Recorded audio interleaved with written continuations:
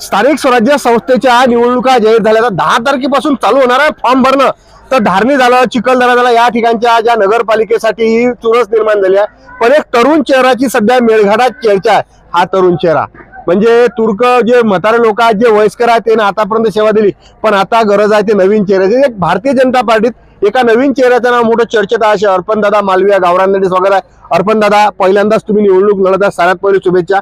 येणाऱ्या निवडणुकीसाठी धारणी नगरपंचायतसाठी आपली काय योजना आहे की जेणेकरून लोकांनी तुम्हाला मतदान केलं पाहिजे? सर्वात पहिली योजना हे आहे की जे लोकांना असे आमच्याकडे धारणी प्रॉपर धारणीला 650 घरं आहे ज्यांना अजूनही घरकुलचा लाभ भेटला नाही. त्यात त्यांची समस्या अशी आहे की त्यांच्याजवळ PR कार्ड नाही आहे.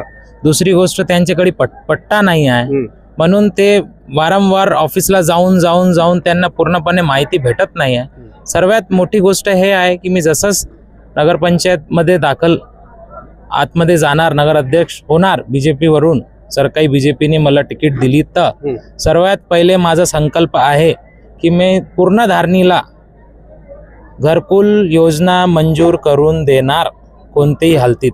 हे माझी पहिली मागणी आहे. दुसरं, सर्व ठिकाणी सर्व कॉलोनी वार्डमध्ये CCTV फुटेज लावणं, रोड नाली पूर्ण काम करणं, हे तर होत राहते. फक्त सर्वात मोठं काम एकच आहे, ते आहे आमचे धारणी शहरात घरकुलची योजना सर्व लोकांना भेटणे, गरीब भाई बहिणांना भेटली पाहिजे. आज जर आपण विचार केला तर धारणी आपल्या अमरावती जिल्ह्यातलं एकदम टोकावरचं गाव.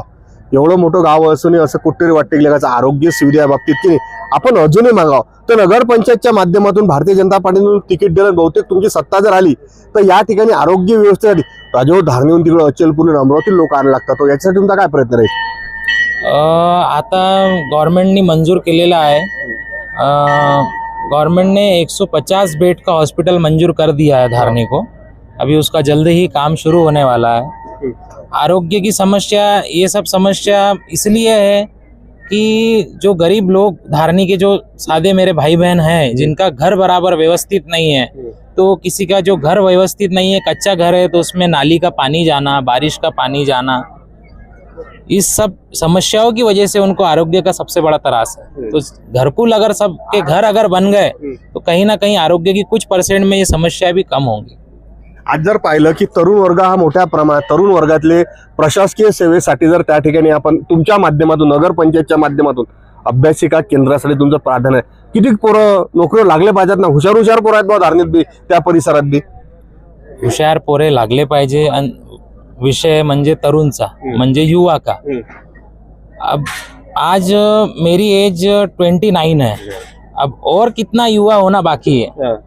आज 30 साल की उम्र में अगर अब युवा को चांस मिलना चाहिए, क्योंकि एक बुजुर्ग व्यक्ति कितनी मेहनत करेगा, कितना ही लोगों की सेवा कर सकता है. एक तरुण आदमी को आप कभी भी जाके कहीं भी मिल सकते, कोई भी समस्या बता सकते.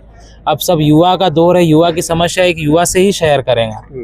कोई आप एक दोस्त का विषय या फिर एक भाई का विषय, एक हम उम्र लोगों से ही बातचीत बराबर करते आएंगी. और आज युवा का दौर है, इसलिए सभी जनता की भी इच्छा है कि युवा को मौका मिलना चाहिए, और मेरी भी ये इच्छा है कि सभी जगहों से युवा को ही मौका मिलना चाहिए. और सब जितने भी युवा है सबको नौकरी भी मिलनी चाहिए. अपन सरकार से ये भी बोलेंगे, अपील करेंगे. अजून विधानसभा क्षेत्रात स्थानिक पदाधिकारीचा मेळावा या ठिकाणी चंद्रशेखर बावनकुळे, पालकमंत्री, महसूल मंत्री यांच्या मार्गदर्शनाखाली घेतला. स्थानिक आमदार आपले केवलरामजी काळे, या ठिकाणचे मेळघाटचे भाजपा अध्यक्ष प्रभुराजजी भिलावेकर यांच्या मार्गदर्शनाखाली मोठ्या प्रमाणात कार्यकर्त्यांची या ठिकाणी उपस्थिती.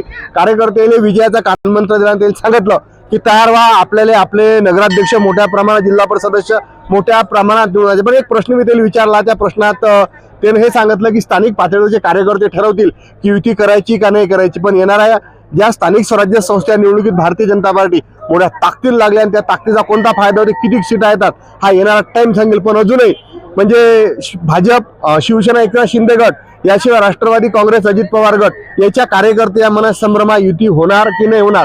पण युती जर झाली किंवा नाही झाली, याचा येणाऱ्या निवडणुकीवर काय परिणाम होते हा येणारा टाइम सांगेल. पण कार्यकर्ते ही भल्ली चढावड तिकिटासाठी ऐकूनच येत राहिले ना. बातमी जशी तशी चिखलदऱ्यावर गावरान 90.